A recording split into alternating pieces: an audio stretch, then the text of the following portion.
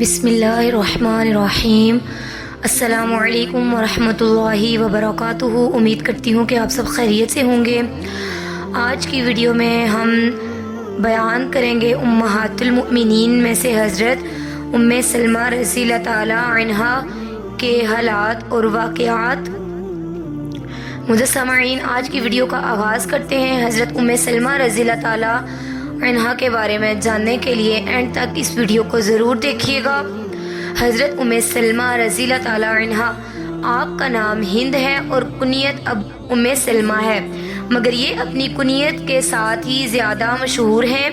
ان کے باپ کا نام حذیفہ اور بعض مورخین کے نزدیک سہیل ہے، مگر اس پر تمام مورخین کا اتفاق ہے کہ ان کی والدہ عاتقہ بنت عامر ہیں۔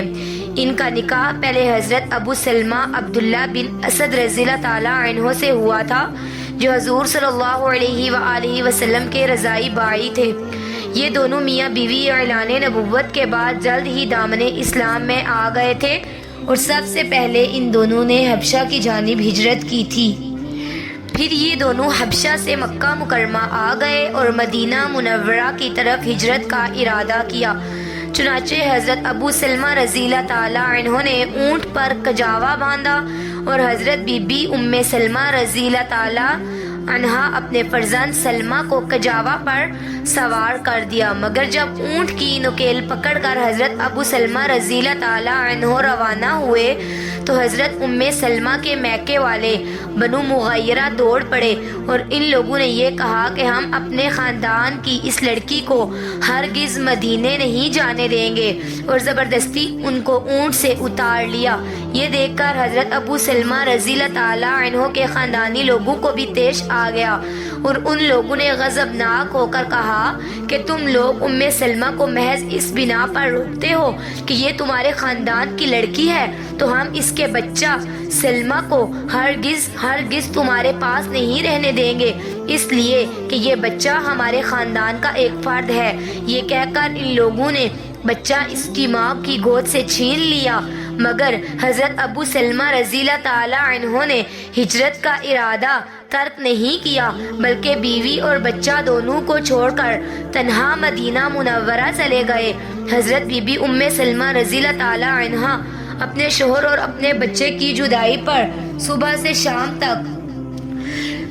تک مکہ کی پتھریلی زمین میں کسی چٹان پر بیٹھی ہوئی تقریباً 7 دنوں تک زارو قطار روتی رہی۔ ان کا یہ حال دیکھ کر ان کے ایک چچا زاد بھائی کو ان پر رحم آ گیا اور اس نے بنو مغیرہ کو سمجھا بجھا کر یہ کہا کہ آخر اس مسکینہ کو تم لوگوں نے اس کے شوہر اور بچے سے کیوں جدا کر رکھا ہے؟ تم لوگ کیوں نہیں اس کو اجازت دے دیتے کہ وہ اپنے بچے کو ساتھ لے کر اپنے شوہر کے پاس چلی جائے؟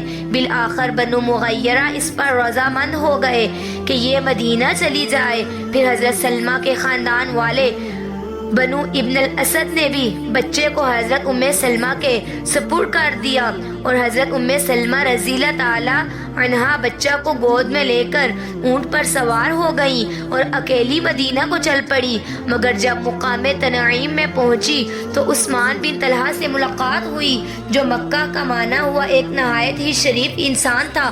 اس نے پوچھا کہ اے ام سلمہ رضی اللہ تعالی عنہا، کہاں کا ارادہ ہے؟ انہوں نے کہا کہ میں اپنے شوہر کے پاس مدینہ جا رہی ہوں۔ اس نے کہا کیا تمہارے ساتھ کوئی اور دوسرا نہیں ہے؟ حضرت ام سلمہ رضی اللہ تعالی عنہا نے درد بھری آواز میں جواب دیا کہ نہیں، میرے ساتھ اللہ اور میرے بچے کے سوا کوئی نہیں ہے۔ یہ سن کر عثمان بن طلحہ کی رگ شرافت بھڑک اٹھی اور اس نے کہا کہ اللہ کی قسم، میرے لیے یہ زیب نہیں دیتا کہ تمہاری جیسی ایک شریف ذاتی اور ایک شریف انسان کی بیوی کو تنہا چھوڑ دوں۔ یہ کہہ کر اس نے اونٹ کی مہار اپنے ہاتھ میں لے لی اور پیدل چلنے لگا۔ حضرت ام سلمہ رضی اللہ تعالی عنہ کا بیان ہے کہ اللہ کی قسم، میں نے عثمان بن طلحہ سے زیادہ شریف کسی عرب کو نہیں دیکھا۔ جب ہم کسی منزل پر اترتے تو وہ الگ کسی درخت کے نیچے لیٹ جاتا اور میں اپنے اونٹ کے پاس سوئی رہتی۔ پھر روانگی کے وقت میں جب میں اپنے بچے کو گود میں لے کر اونٹ پر سوار ہو جاتی تو وہ اونٹ کی مہار پکڑ کر چلنے لگتا۔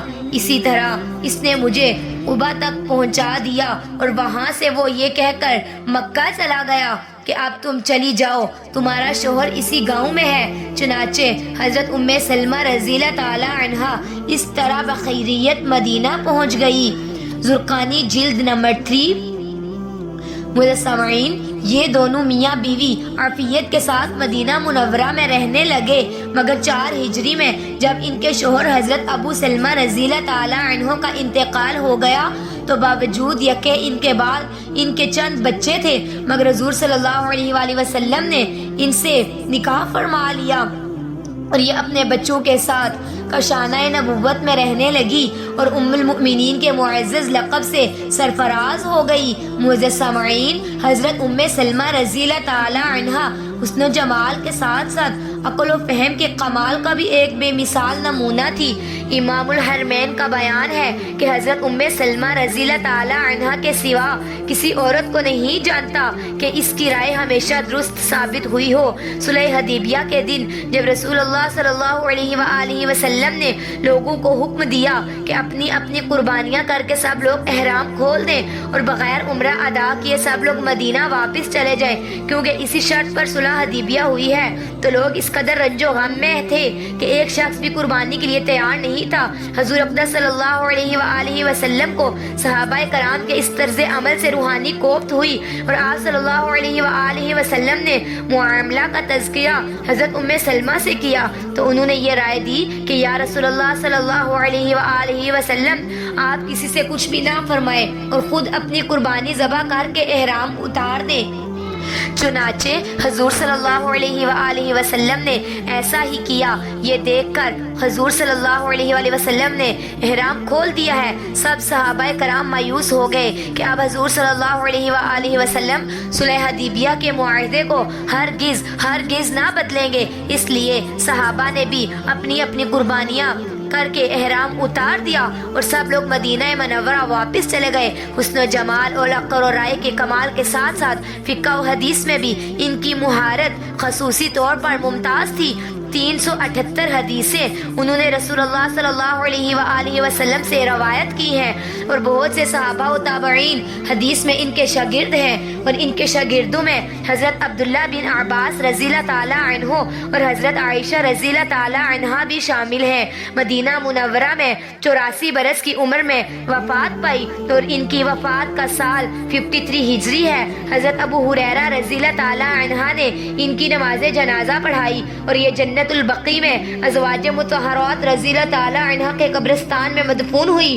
بعض مورخین کا قول ہے کہ ان کے وصال کا سال سن 59 ہجری ہے اور ابراہیم حربی نے فرمایا کہ 62 ہجری میں ان کا انتقال ہوا اور بعض کہتے ہیں کہ 63 ہجری کے بعد ان کی وفات ہوئی۔